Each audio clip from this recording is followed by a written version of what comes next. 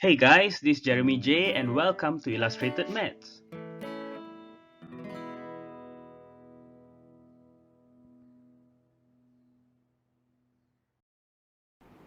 Hi guys, we are now in the fourth video, Composite Functions. In this video, we'll be learning how to combine two equations into one function. As usual, there'll be a lot of analogies and animations, so I hope you guys enjoy it. If by any chance you guys stumble upon this channel and this is your first video, I strongly suggest you guys view my first 3 videos. The link is below. For the rest of you, I hope that by the end of this video, you will understand composite functions.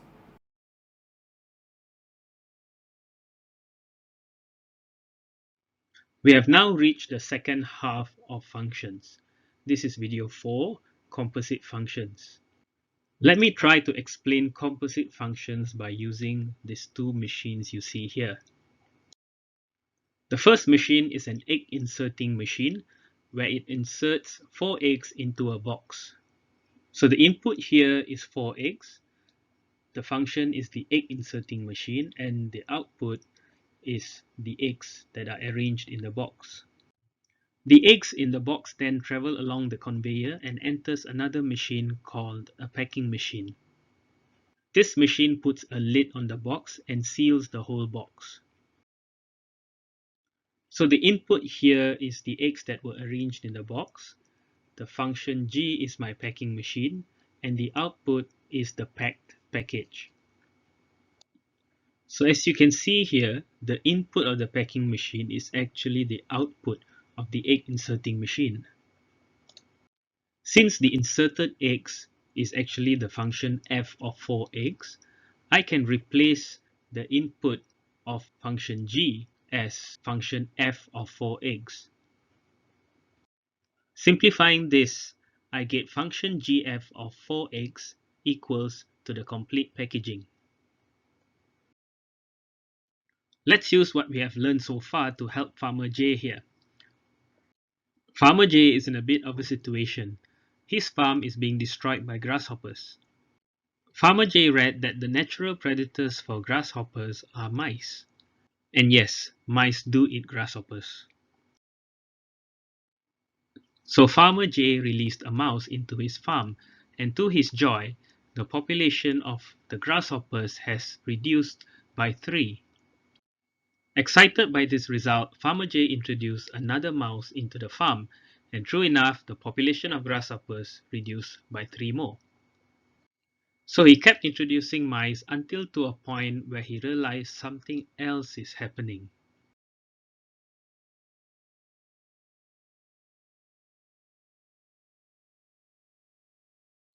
After releasing the 6th mouse, Farmer J realized that the mice were no longer interested in the grasshoppers. The mice are the ones destroying his farm now, and at a much greater rate. So again, Farmer J looked for a solution. He found that owls are the natural predators for mice.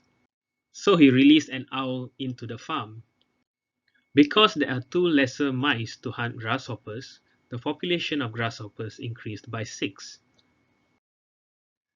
Let's find the relationship between mice and grasshoppers. If we have 1 mouse, we know that the population of grasshoppers will reduce by 3. 2 mice will reduce the population of grasshoppers by 6, 3 mice by 9, and so on. So we can conclude here the reduction of the population of grasshoppers is 3 times the population of mice. Therefore, the population of grasshoppers is the function of the population of mice, which is 27 minus 3 times the population of mice. Next, let's find the relationship between the population of owls and mice. For every owl that we introduce to the farm, we reduce the population of mice by 2.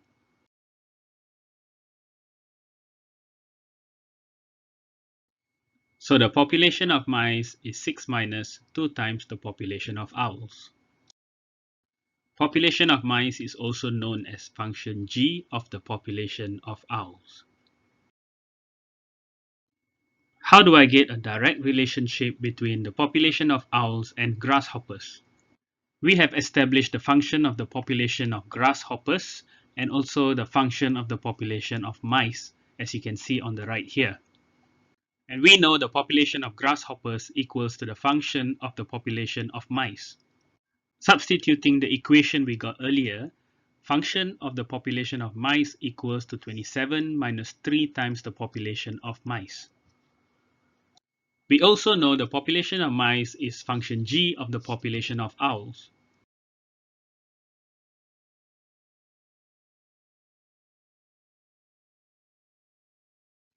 Since function g of the population of owls equals to 6 minus 2 times the population of owls, we can replace that equation here.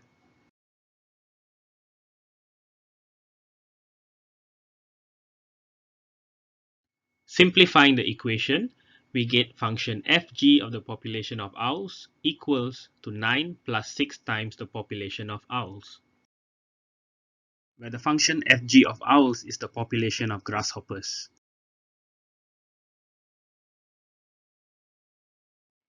Let's test our new composite function equation. What is the population of grasshoppers if the farmer released 2 owls into the plantation?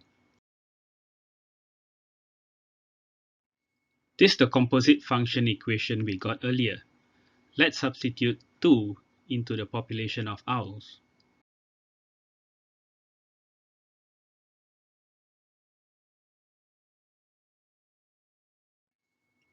We will get an answer of 21 grasshoppers. How many owls does the farmer need if he wants the population of the grasshoppers to be 15? We replace function fg of the population of owls as 15, and then we rearrange the equation.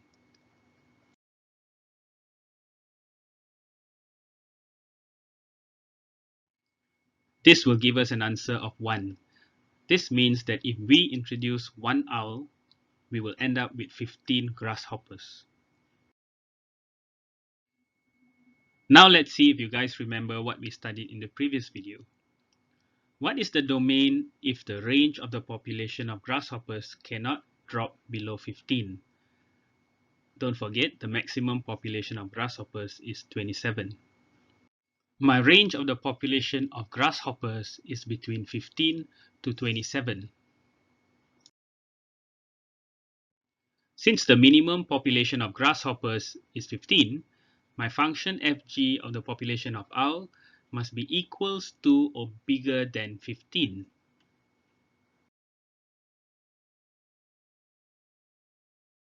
Rearranging the equation, I will get an answer of equals to or bigger than 1. I must also find the maximum amount of owls I'm allowed to release into the farm. So the function must be equals to or lesser than 27.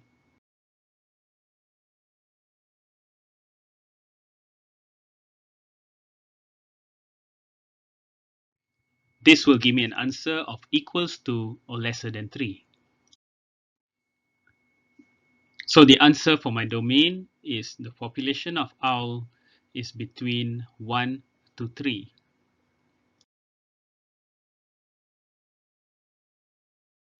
Another refresher question.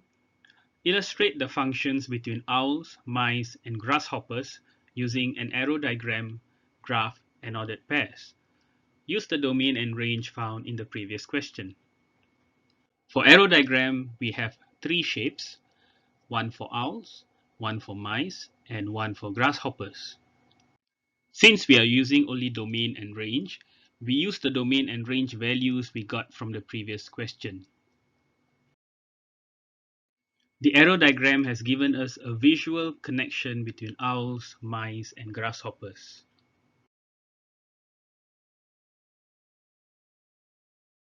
For the graph of mice versus owls, we can actually see a descending pattern. This means that the population of mice is inversely proportionate to the population of owls. The same pattern we observe in the graph of grasshoppers versus mice.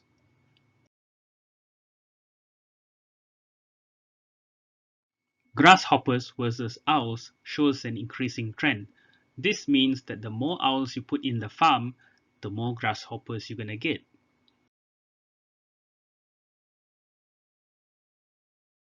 Ordered pairs is pretty straightforward as you pair the objects with their images.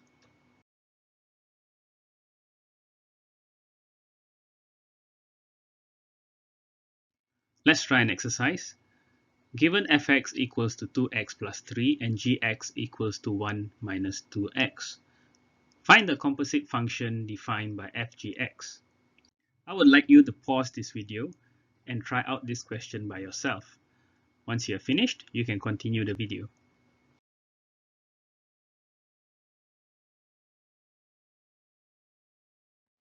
We get fgx by substituting gx into function f.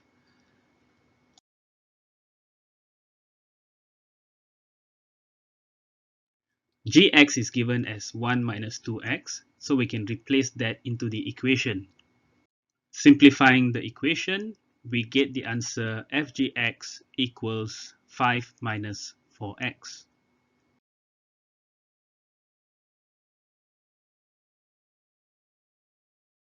One last question. Given fx equals to 4x minus 1 and fgx is given as 4x squared minus 8x plus 11. Find the function of gx. This question is a bit tough, but I want you to try this question on your own first.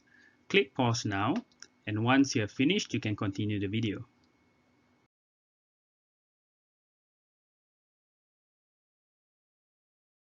I have drawn an arrow diagram so that you would understand this question a bit better. Fx is given as 4x minus 1. If we substitute gx into fx, we are going to get fgx. We substitute fgx with the equation given. Rearranging the equation, we will end up with gx equals to x squared minus 2x plus 3.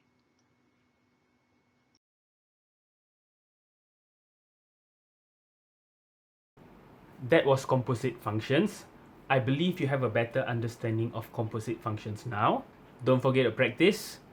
I will see you in the next video, inverse functions. Bye.